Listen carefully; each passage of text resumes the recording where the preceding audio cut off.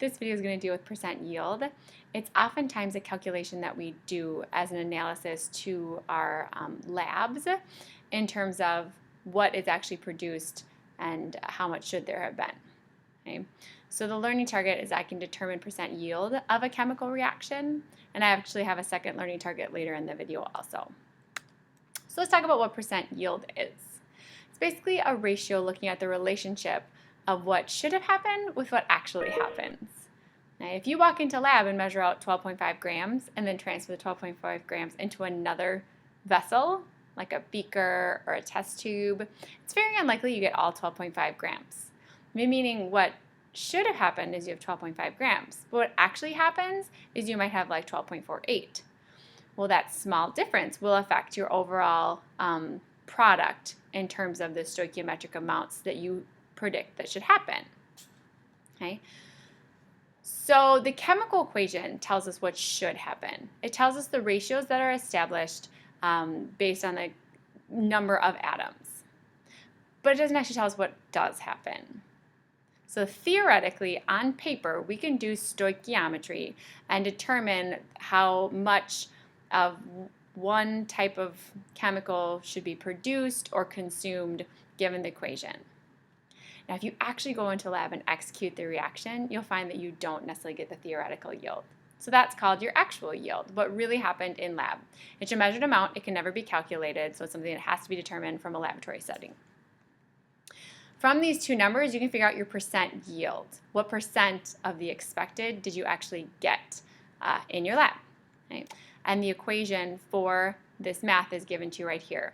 The percent yield, which is sometimes considered the efficiency of the reaction, is given with the actual yield divided by the theoretical yield times 100. Think about this in terms of a test. Your theoretical yield on a test in chemistry is 100. Your actual yield might be 92, and that would then be a 92%. If you had a test that was 42 points theoretically and you earned 40, 40 divided by 42 times 100 would get you your percent. So it's just a percent problem. Now, the reason why we call this percent yield sometimes efficiency is not every reaction actually produces 100% product. We will eventually study a concept called equilibrium, where, again, not all of your reactants go 100% to product. There is some reactant always left over in the end. And then you can do an efficiency calculation in terms of how efficient is this chemical reaction. And the efficiency is essentially the percent yield. What percent of what could have happened did happen? So here's a problem with percent yield. I've reacted 12.8 grams of aluminum with excess hydrogen bromide, which just means ignore me mathematically. This is not a limiting reaction problem. And in the lab, I actually obtained 110.9 grams. So the question is, what is the percent yield? So you have your actual number. You need to get your theoretical number in order to get a percent yield, and that's what we're going to work on. 3 steps: balance the equation, determine actual and theoretical, get your percent. So I balance the chemical equation up here. I have my actual yield of 110.9. I need to figure out my theoretical yield. Theoretical yield means stoichiometry. It's where you sit down and you calculate what should or could have happened. So to get to a stoichiometric amount of this from what was put in, I'm going to take that 12.8 grams of aluminum and I'm going to get it to grams of my product. So grams of aluminum to moles of aluminum, which is my molar mass, moles of aluminum to moles of my product, which is your molar ratio, right? For every 2, I have 2. And then the last step is going to be moles of that aluminum bromide to grams of aluminum bromide. Fill in the numbers with your molar masses. If you perform this calculation, you'll get that you could have made 127 grams of aluminum bromide. You didn't make that amount, right? You only made 110.9. So this is what you could have made in theory, or your theoretical. What you actually made was at 110.9 grams. That was your actual. So percent yield is just actual divided by theoretical times 100 to get a percent. And percent yield for this equation then was 87%. you have 87% of the product formed that could have been formed. So now the next learning target is that sometimes you need to factor in percent yield in order to actually determine what will be produced. Okay? If you know your equation is not 100% efficient, then the theoretical yield changes based on the efficiency. So the learning target is I can factor in the percent yield when solving amounts of products or amounts of reactants. So here's an example of that type of problem. If I have 16 grams of hydrogen mixed with nitrogen, excess, so again, it means doesn't work, don't worry about me. If this reaction is actually only 78.3% efficient in the end, the question is how many grams of NH3 will be made.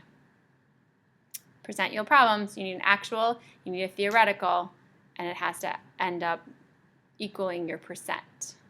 So right now you need to get an actual or a you need to get one of them, either actual or theoretical. Now remember, your actual amount is something you can only do in lab. So if you're going to sit down and do stoichiometry, what you can get out of it is theoretically. Theoretically, with 16.0 grams of hydrogen, I should be able to figure out how much of my product is made. So I have 16.0 grams of hydrogen, and I'm going to get that into my product.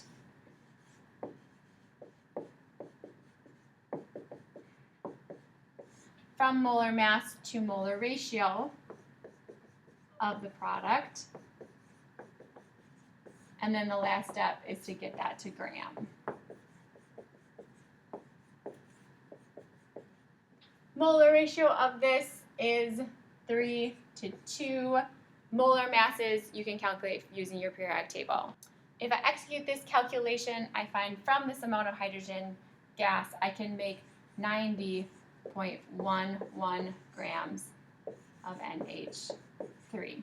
Sorry, 366. 90.1. That is my theoretical. Because I put it into a stoichiometric calculation, that's always my theoretical.